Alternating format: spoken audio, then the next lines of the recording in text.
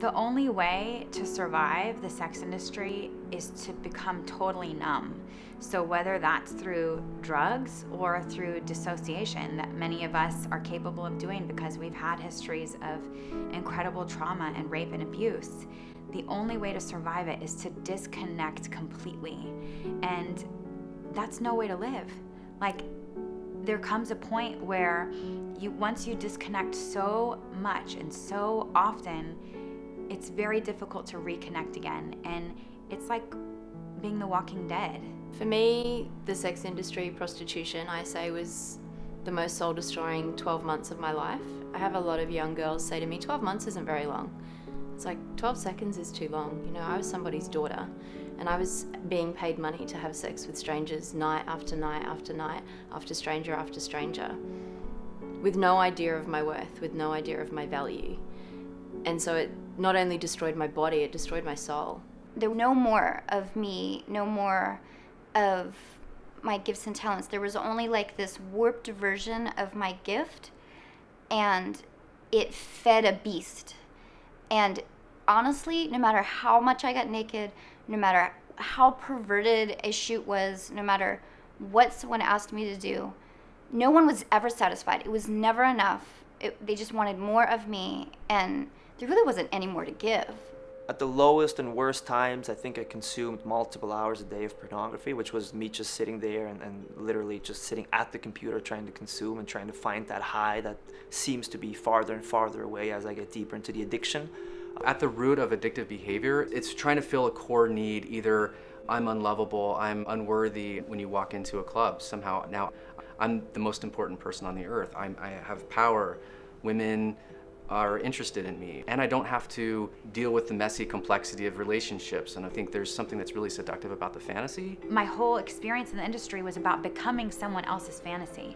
When you think about intimacy, true intimacy, it's about knowing someone and being known.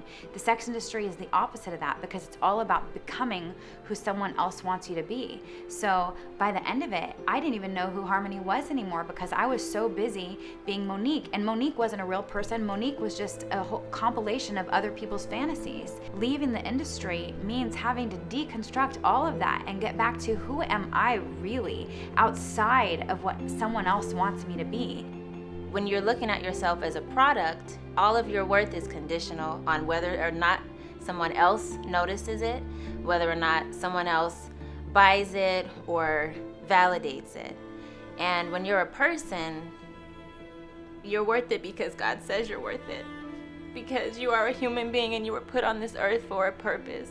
I think if people paying for sex and watching porn knew the reality of these women's lives when the camera is off or the job is done, the brokenness that they feel and experience, the anxiety, the post-traumatic stress disorder, which is on the level of combat veterans, the addictions to prescription medication, alcohol, drugs, it's not as glamorous as the picture is painted. And I feel like if men really knew the truth behind this, that you can't possibly continue to give to that. If there were no demand, there would be no sex industry. It is completely a supply and demand issue. And so as long as people are participating in the demand, there are going to be women who are sexually exploited. There are going to be women who are sex trafficked because there is a demand. But the more people are willing to really accept and see the realities of the sex industry and make a decision to not participate in the demand, then hopefully a dent can start to be made and maybe less women will be exploited. Even with casual use, what that still does in and of itself is perpetuate the same global societal impact, saying women are valued for what they provide physically and sexually, not for who they are. So it still has profound impacts, even if it's just through casual use, because it's still part of that same system. The average person probably doesn't realize that 70% of female trafficking victims are trafficked into the commercial sex industry. That means they're working on porn sets, they're working in strip clubs, they're working for escort agencies, they're working on the streets. And the tie between sex trafficking and the commercial sex industry is irrefutable and very strong. The federal definition of sex trafficking is causing someone to engage in commercial sexual exploitation by use of force, fraud, or coercion. Simply, I call it slavery. I call it robbery of a person's identity, true value, true potential, hope, everything. It was not my choice if I want to dance and raise money for this career and work with him. Now it was, you owe me money, you signed a contract. If you don't get me my money, I'm gonna kill your parents. I'm gonna come by and kill you and your roommate. And he would come into the strip club sometimes and make sure I was not allowed to sit down. I was not allowed to talk to patrons for longer than a minute if they weren't paying. And he afterwards was also trafficking me sexually to buyers, including the ones in the strip club. So if a man bought a dance in the strip club, he would approach the man afterwards and say, hey, do you want her for tonight? And he had about 3 other victims that were dancing there as well. The research says 89% of women in the sex industry want out and don't see another way. And that's part of what we want to do at Treasures, is to help them see another way. Every person on the face of the planet deserves to know that they're loved and valued and created with a purpose, that they're purposed.